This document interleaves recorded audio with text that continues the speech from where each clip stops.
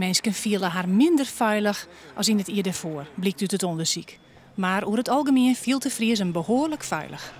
Heel veilig. Ja, geen probleem hier. Ik heb nog nooit iets meegemaakt dat eigenlijk vervelend is. Dus vandaar. Nee, ik kan niet zeggen dat ik me dan onveilig hier in de stad voel. Nee. Ja, er werd wel eens inbrutsen in het dorp. Dat jij hier en daar wel eens wat van. Of dat er eens wat andere dingen binnen. Maar daar krijg ik nog net een onveilig gevoel van.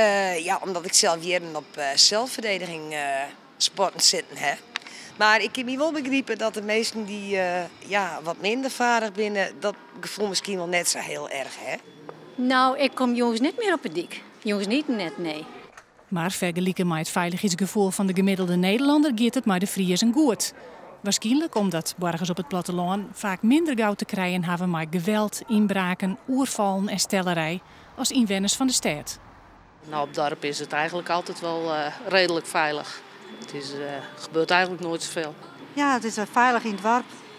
Kan ik wel horen mensen, maar toch op zichzelf is dat dit leuk. Het is heel lang geleden dat er eens een keer inbroken is. Dus ja, ik moet maar vergeten, want anders komen ze aan. Dat dit de bedoeling is. Nee. Maar heel veilig. In Ljouwert, de stad, is het veiligheidsgevoel dochs correct wat minder als op een dorp. Want in onze buurt waren in een maand 24 huizen ingebroken. Ik had 1 keer meemaken midden in de stad. Toen zitten er gewoon om in tas te friemelen. En daar ben ik wel heel erg verschrokken. Dus daar ben ik een hele meerdjalik van streek geweest. En dat was net leuk. Dat is nu al een paar jaar geleden, maar ik vergeet het nooit weer.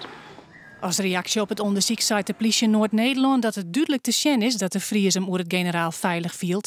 Extra slotten op de dwarren en oren inbraakpreventie vinden een protte mensen net nodig.